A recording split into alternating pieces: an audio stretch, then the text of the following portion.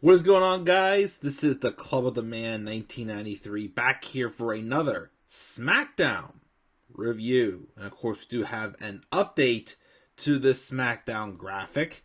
Didn't think we'd be making it now, but we are.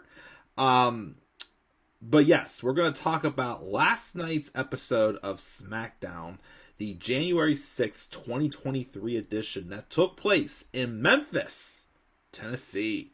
We stayed in the state of Tennessee this week. We had Raw in Nashville and Smackdown in Memphis this week. 'Cause you're as smooth as Tennessee whiskey. And whoop that trick! I'm still confused as to how that got started up in that segment. But I will probably, once I read over again, it might make some sense to me. But Smackdown was solid this week.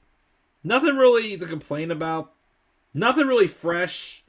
It was just a fun show with some repetition we've seen. We had another tag title match with the Usos and members of like Brawling Brutes and Drew McIntyre and people they've been fighting for like 6 months. That was still a fun match. We of course had the full fallout from Roman Reigns and Sami Zayn losing to Kevin Owens and John Cena last week on SmackDown. We did of course have the first title match set up also for Rumble. We of course have the 2 Rumble matches. Not the Pitch Black match, it's the Mountain Dew Pitch Black match with Bray Wyatt and LA Knight. I still don't get now why they have to call it the Mountain Dew. It's sponsored by Mountain Dew, but it's the Mountain Dew Pitch Black match. I'm like, okay, strange. We of course had Charlotte Flair, having her first title defense in her 14th reign as champion. And of course, the phrase "whoop that trick" got over when she came out, and I'm not sure exactly how that even started. But again, like, the stuff wasn't horrible. It's just stuff we've seen already, but a little more enjoyable than what we got on Raw. And again, not too bad for a first episode since finding out Vince McMahon is back in the company. Again, just on the board for now. For now. We'll, of course, see if that changes. I talked about in my video, give my thoughts on the return of Vince McMahon. But, of course, I said that piece. I'm just going to enjoy Triple H's creativity while he's still here. Maybe he'll be around still for longer. If not, it's been a great run. But let's roll in and let's talk about this. So, again, tonight's the last night I'm going to be able to upload and record content until late next week. I mean, that's kind of seeming like some of a trend, but definitely this week, as I may not even get to anything until next weekend, as I do have a business trip this week. And when I return on Friday evening, I will try to start catching up. I am taking my laptop, so maybe I'll set up some graphics for some other things, while I'm away if I have the time. But I'm doing this review. Again, as this video is revealed, you should be able to see again my Vince McMahon, video, my women's 2022 Rumble recap and review, and the last 10 levels, which is episode 9 of my Wolf 3D 30th anniversary Let's Play. All should be uploaded by this point if you're seeing this video now. So again, but once I get back, there will be stuff, I'm going to, continue to catch up on, but stuff that I'm going to, try to, get back into with some video game stuff and whatnot. And hopefully, too, also, because I am closing on a house the Tuesday I get back.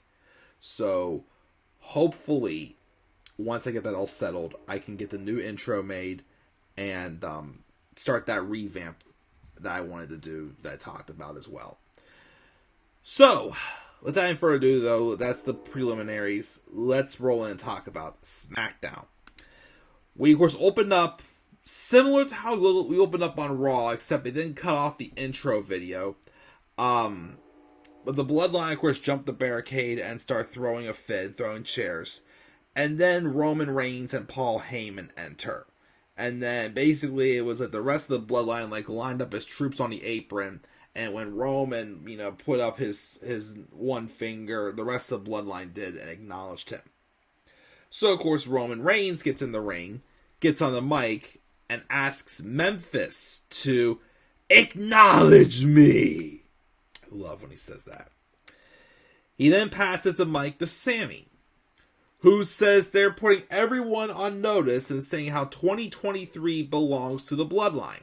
They sent a message on Raw, won all their matches, to which Roman Reigns then starts speaking and says he agrees, but he actually wants to talk about last year. Last week, he and Sammy had one of the biggest matches of the year on SmackDown last week. And what happened?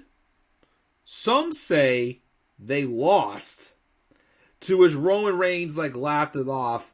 And then he said, but that's something he doesn't understand because he didn't lose. It was in his DNA. Sammy lost. But he doesn't really care about the loss. He's going to move past that. But he does have a problem with the honorary Uce. I'm like, uh-oh. Is this the moment? Is this the moment? Not quite. But he then told Sammy, here's a problem I got. Why'd you call your shot? You promised a victory. Unlike me, I always call my shot and I always win. It's embarrassing, though, to call your shot and fail to deliver. Are you trying to be a tribal chief? Are you trying to hit a fever pitch? And then he basically just was cool, and then all of a sudden he just got high pitched what are you trying to do? Are you trying to be me? Are you trying to be the tribal chief? He starts flipping out on Sammy, and Sammy's all shaken up. It's he's gonna do it here. He's gonna do it here. Not quite, because Kevin Owens comes out. And he says last time he saw Roman like this, it was because of, once again, KO himself. He thinks Roman's problem isn't with Sammy. His problem is with KO. And it's time to take care of his KO problem. With Roman's I don't care, I just want you to go away forever. But Owens is you know what, I'm in a great mood, so I'll give it to him and leave. But not forever. He will see him at the Royal Rumble. As he challenged him for a Universal title match. I'm sorry, for both the WWE and Universal titles. This is Roman guys. Both of them. No stipulation, just what I want. Well, for now, you never know, it could change. But he also tells Sami Zayn, I'll see you when you dig your balls out of Roman's pocket. Which, of course, obviously then eventually leads later on tonight. It's announced breaking news that they are going to have a world title match with Roman Reigns and Kevin Owens at the Royal Rumble pay-per-view. With a title, of course, on the line. Which probably could be where Roman turns on Sammy. Maybe. We'll see. But probably by then it'll happen, especially if they're... Especially if the rumors are true that they're going to do Roman Reigns versus Sami Zayn in Montreal. Which, come on. You can't tell me they're going to pass up on that. For crying out loud, if you're going to turn Sami babyface, give him a huge reaction, go to the place to begin reactions so loudly, the past few times they've been there, he's been treated like a hometown hero anytime he goes to Montreal. So I'm hoping that's what they do. First we see a commercial, and then Charlotte Flair arrives at the arena in a white convertible. We'll hear from her in a bit. We also got a video package where earlier today was Santos Escobar telling Kofi Kingston the sun is set on a new day. And it sets up a decent match with Santos Escobar and Kofi Kingston.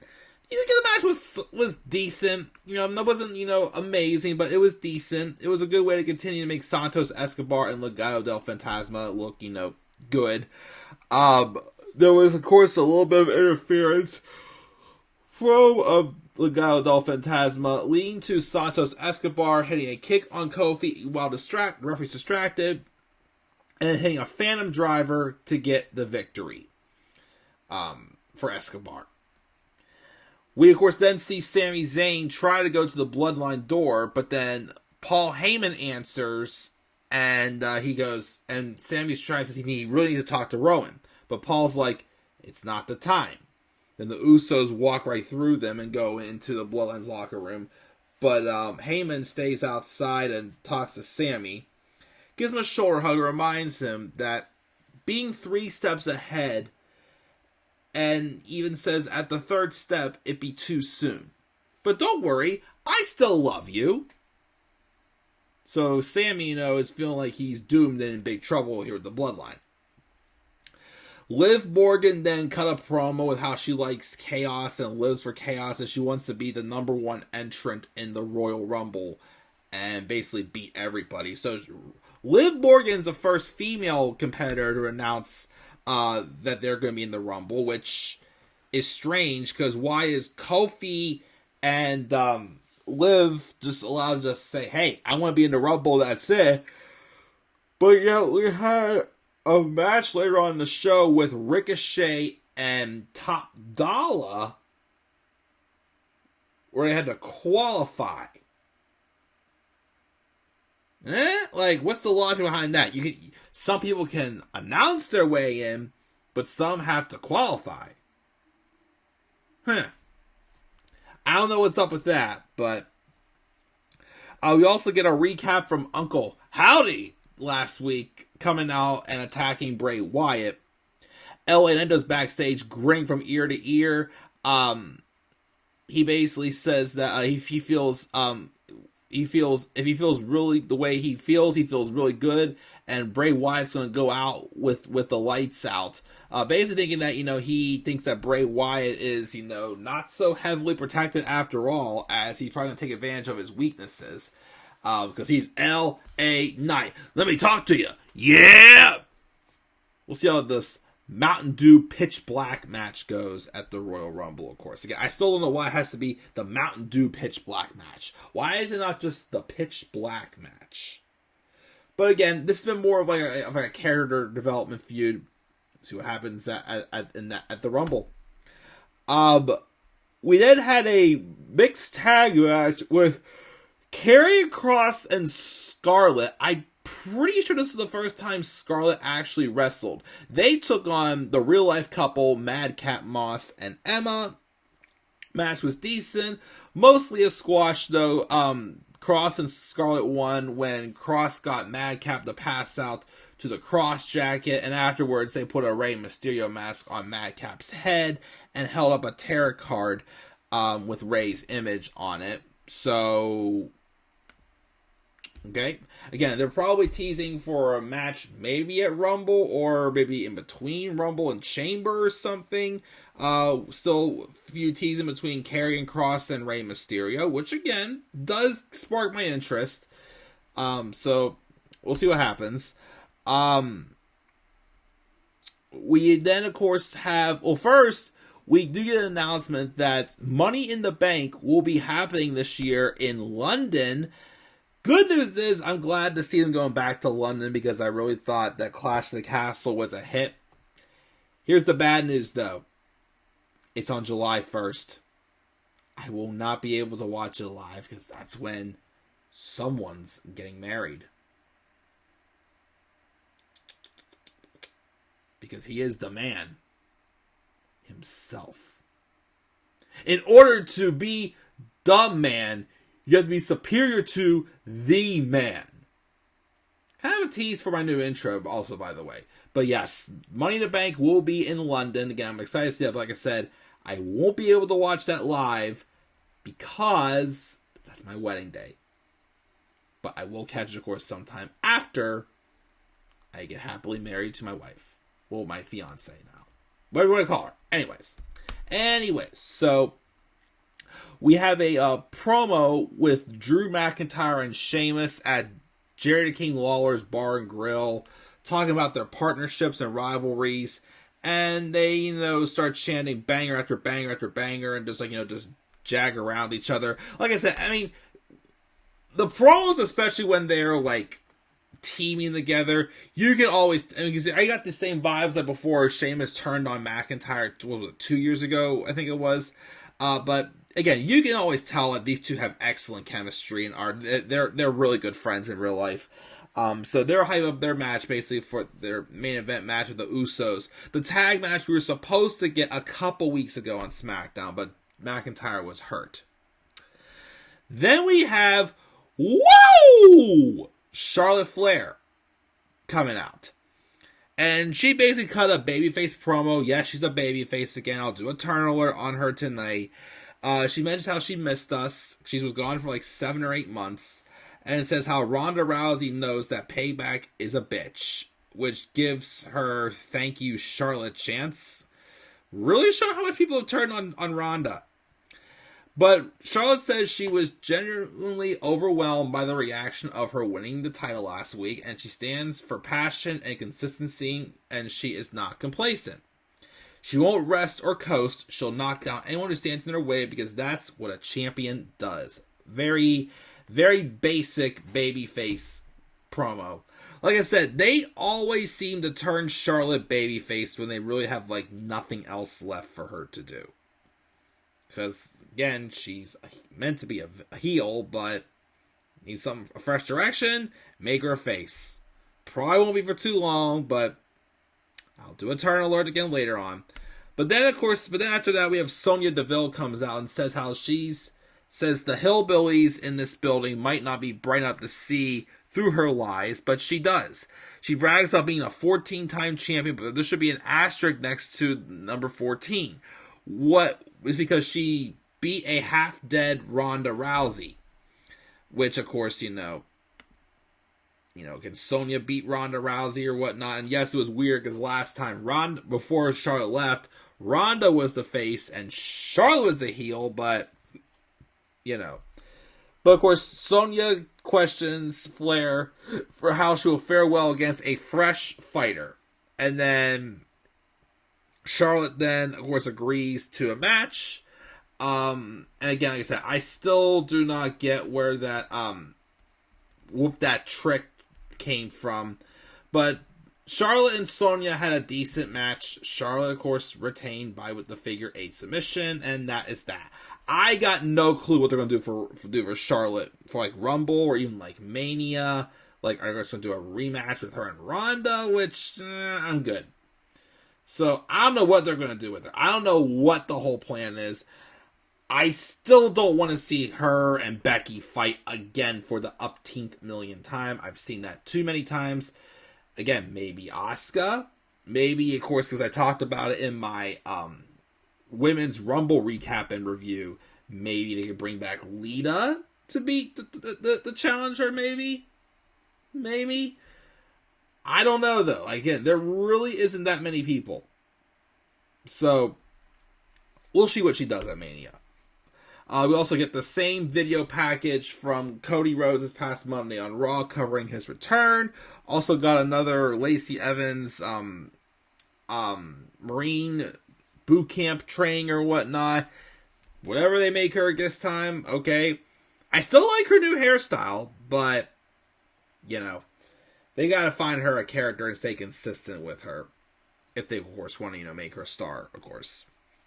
Ricochet then had a quick match against Top Dollar. Again, it was the Rumble qualifying match. This was a fallout from last week when Top Dollar was getting made fun of for botching his dive. And, of course, Ricochet happened to be the one that's really set him off the most. So they had a match. It really wasn't that long. Ricochet does get the victory. Afterwards, though, and I saw this coming, but afterwards, Top Dollar's like, okay, fine, you're good, I respect you, this and that. And as, of course, Top Dollar has shown his respect, Ashante the Adonis then does a drop kick on Ricochet, And then it's kind of like a 3-on-1 beatdown because B-Fab, I think, even did a kick on him. And it did some double team combo to take him down. Braun Strowman then came out because I guess him and Ricochet all of a sudden are best buddies or something like that. And he scares off Hit Row. But yeah, Hit Row turned heel. Which I actually do kind of like because, again, I don't think they're really getting anywhere as baby faces. So, turn them heel, see how it goes. But again, I'll save that for the turn alert. But that could possibly be maybe setting up for them to come out and interfere during the match next week with Gunther and Strowman for the IC title. It's very possible, but But yeah, Hit Row is now heels, which again, not a bad idea. Then we have in the Bloodline's office, they have the Usos hyped up for their match and fist bump Roman on their way out to get ready for their match. Roman then tells Paul Heyman to bring him Sami Zayn.